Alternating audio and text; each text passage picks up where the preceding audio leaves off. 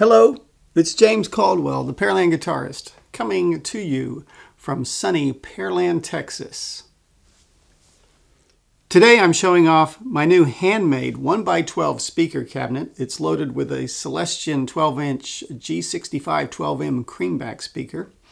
And I built this at a total expense of about $225. I built this as a companion for my Victory V40-Deluxe amplifier head. And the Celestion Creamback speaker is an ideal match for that amplifier. Now, I did record some footage when I was halfway through construction explaining my process for designing and building the cabinet. So let's take a look at that, and I'll be right back. I've begun construction on another guitar amp cabinet.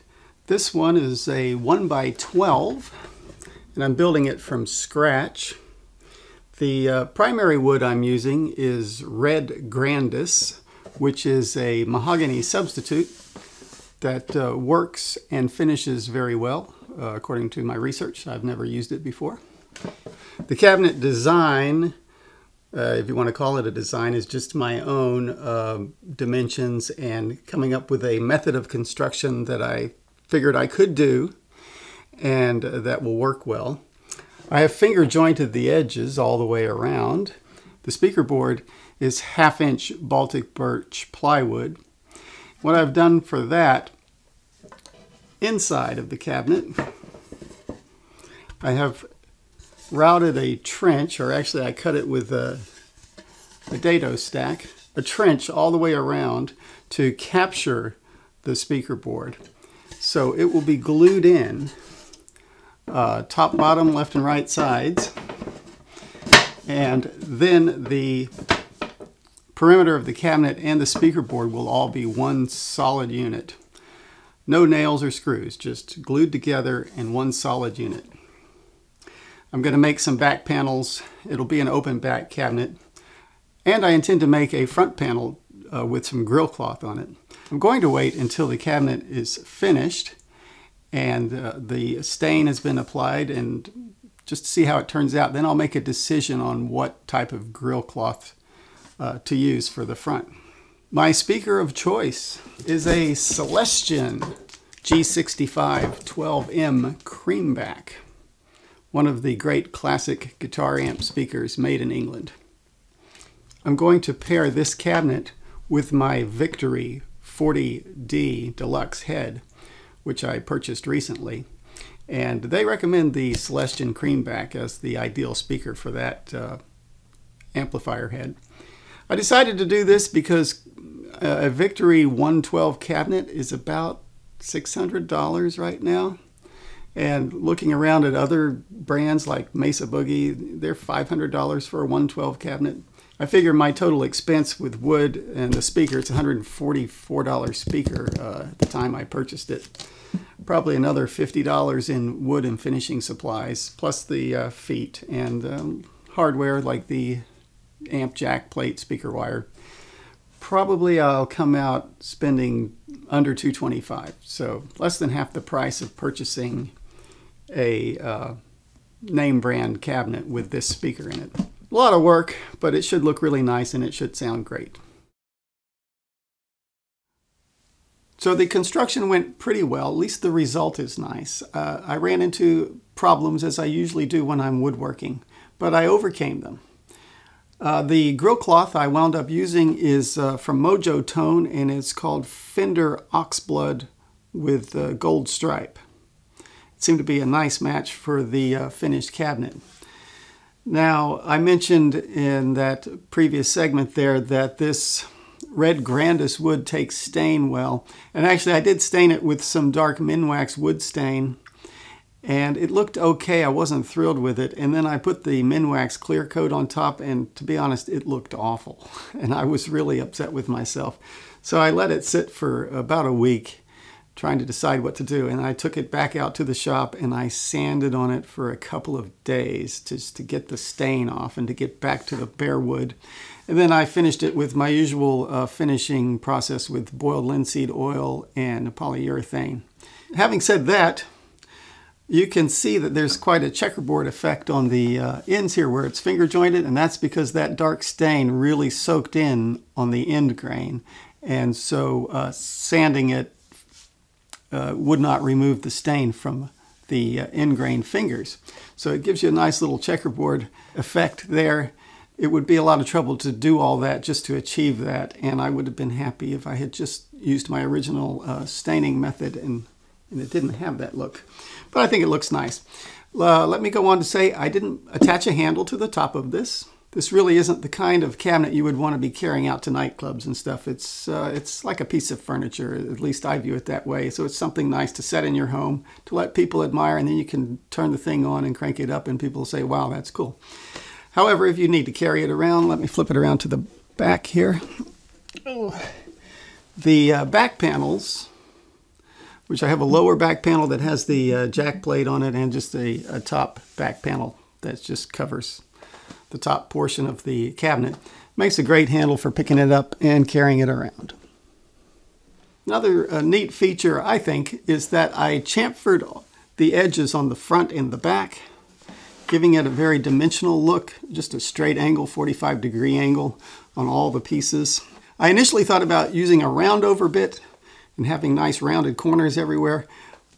But when I was assembling the cabinet, I was picturing that in my head, and it just did not appeal to me. And light bulb went off, and I said, chamfered edges, that's the way to go. And I have to admit, I'm quite happy with that. Let me see if I can get a close-up of that. Should be able to see the slanted edges here. It's a nice effect. And again, on the back panels, swing it on around, has the nicely chamfered edges. The speaker is mounted to the back of the board that is captured inside the cabinet, and I left enough space up front, about probably 3/4 of an inch, and this front plate here is a separate piece of plywood that I cut the hole out for the speaker, and you can see these other small holes. I just put those in to lighten it or to give it some effect. I wasn't even sure if they'd be visible through the grill cloth, but they are. I think it looks kind of cool. But that's just a sheet of plywood with the grill cloth wrapped around and stapled to it, and it's placed in front of the speaker board. And it came out great. And I'm happy to report that it functions well and sounds great. And let's give it a little sound test now.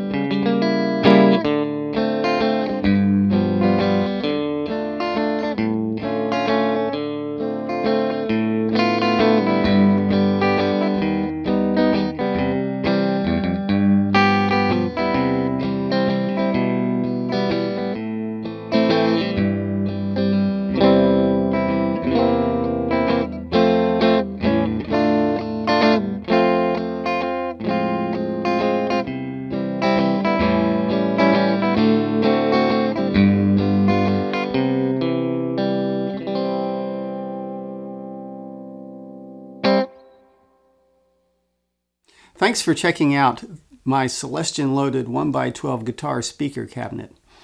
Links for most of the items used in its construction are down below. They are Amazon affiliate links, but you can check out the items I used right there. I hope you enjoyed this video. If so, please give it a thumbs up and subscribe for more guitar-related videos. I've been James Caldwell. Thanks for watching.